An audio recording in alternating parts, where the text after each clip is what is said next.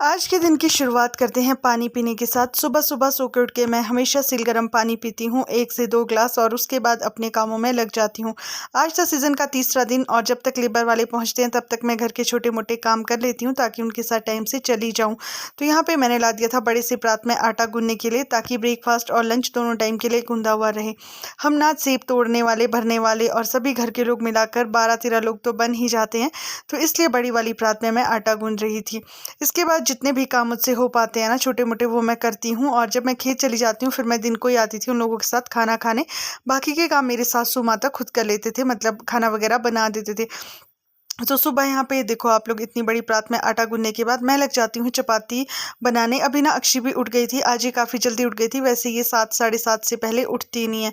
तो ये आ गई थी, इसको मैंने दूध दे दिया था। अब ये दूध ना खुद बॉटल पकड़ के पी लेती है। और साथ में मैं लगी थी यहाँ पे ब्रेकफास्ट के लिए चपातियाँ बनाने, क्योंकि लेबर वालों को ना ब्रेकफास्ट भी ज़रूरी है, अदरवाइज़ 12-1 बजे तक वो लोग भूखे काम नहीं कर सकते। तो मैं यहाँ पे रोज़ ही सुबह सुबह ताज़ी ताज़ी चपातियाँ बनाती थी सभी के लिए, ताकि सब लोग ब्रेकफास्ट करके अपने अपने काम में चले जाए। उसके बाद मैं भर रही थी यहाँ पे पानी। हम सुबह सुबह रोज़ ताज़ा पानी फ़िल्टर में और 1-2 बकेट भर के रखते हैं, क्योंकि टैंकी का पानी ना हम पीने के लिए यूज़ नहीं करते। और ये देखो मौसम की हालत, पहले तो देखकर डर ही लगता है, बट चोटियों में ना हल्की हल्की धूप आ रही थी। आजकल मौसम गिरगिट की तरह रंग बदलता है, तो इसके भरोसे हम लोग नहीं रह सकते, अदरवाइज़ हमारे जो सेब है वो पूरे के पूरे झड़ जाएंगे। और ये है घर के सामने वाला खेत, जो कि अभी घर के नीचे वाली साइड को है। पिछले वाले जो खेत थे वो हमने 2 तोड़ दिए थे। तो यहाँ पे हम लोग पहुँच गए थे खेत में सेब तोड़ने के लिए। कुछ ही देर के बाद ना बहुत अच्छी धूप लगी हुई थी, और यहाँ पे देखो जब जो सेब चोटियों से नहीं निकलते वो हम इस तरह से कैच पकड़ लेते हैं, क्योंकि चोटियों में अगर खुद जाएंगे ना तो गिर जाते हैं, इसलिए इसी तरह से हमें सेब निकालने होते हैं, एक डंडे की, जिसको हम खिच्चू बोलते हैं, उसकी सहायता से। थोड़ी देर के बाद धूप काफ़ी ज़्यादा लगी थी, तो मैं भी बहुत खुश हो गई थी कि चलो भगवान कुछ तो अच्छा कर रहे हैं, अदरवाइज़ बारिश में ही हमें सेब तोड़ने पड़ते हैं। लेकिन मैंने बोला ना, मौसम गिरगिट की तरह रंग बदलता है, और कुछ ही टाइम के बाद इतनी बारिश आई ना कि जो रास्ता था वो इतना फिसलने वाला बन गया कि जो सेब ढो रहे थे उनको बहुत दिक्कत हो रही थी। अभी यहाँ पे प्रदीप लेके आ गया था लक्ष्मण अंकल का चश्मा। लक्ष्मण अंकल का ना एक साइड का चश्मा टूट गया होगा, और ये एक ही साइड के चश्मे से फ़ोन देख रहे थे, तो थोड़ी मस्ती भी मैं इन लोगों के साथ कर लेती हूँ, ताकि ये लोग भी अच्छे से काम में भी इनका मन लगा रहे। और मतलब ऐसे होता है ना कि कुछ लोग बहुत ज़्यादा ऐसे होते हैं कि बस काम करो, वैसे वाला हमारा नहीं है। बस काम भी करो और मज़े भी करो, सब चीज़ें साथ में होनी चाहिए, क्योंकि ये लोग भी इंसान हैं हमारी तरह ही, इनको भी दर्द होती है और ये भी थक जाते हैं, मेरा तो ये मानना है। और यहाँ पे भर दिए थे हमने किल्टे, और अभी ना आप लोगों को दिख रहा होगा गिला गिला, बहुत तेज़ बारिश हुई थी, बहुत ज़्यादा वाली। तब तो हम घर चले गए थे, लेकिन जैसे ही बारिश रुकी वैसे ही वापस आ गए थे। और ये देखो बहुत मुश्किल से ना प्रदीप औरों को नीचे जाना पड़ रहा था, क्योंकि रास्ता इतना ख़राब था। तो हाथ में मैं बोली थी इनको डंडे लेके जाना, अदरवाइज़ तुम गिर जाओगे। उसके बाद मैं लगी थी यहाँ पे कुछ ड्रॉपिंग उठाने और साथ में 1-2 रील बनाने।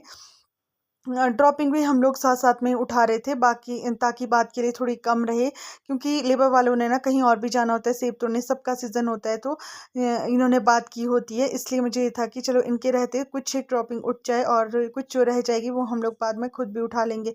फिर हो जाता है सभी लेबर वालों के अपने अपने घर जाने का टाइम। तो यहाँ पे जा रहे थे ये लोग, जिनके छोटे छोटे बच्चे भी थे। और ये देखो राजू अपने लिए थैला भर के ले जा रहा था सेब का, साथ में एक कट्टा भी लेके गया था।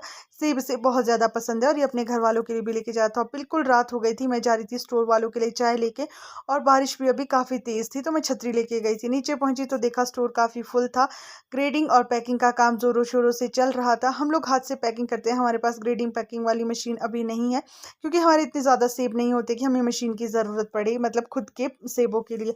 उसके बाद यहाँ पे राजू और सॉरी प्रदीप और विनोद खा रहे थे खाना, और मैंने साफ़ कर दिए थे राशन बॉक्स, क्योंकि मैंने ना इसमें आटे और चावल के कट्टे डलवाने थे, और काफ़ी टाइम से मैं इनको साफ़ भी नहीं कर पाई थी। तो इसमें थोड़े थोड़े जो आटा चावल बचा था वो मैंने निकाल के इसको साफ़ किया, और प्रदीप को बोला कि भाई मेरे लिए ये भर देना। इन्होंने भर के रख दिए थे, तो मेरा ये काम भी हो गया।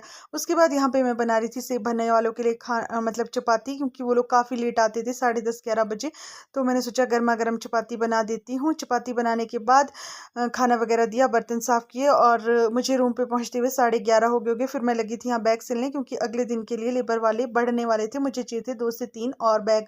सोते सोते ना मुझे 12:30 पौने 1 हो गए होंगे।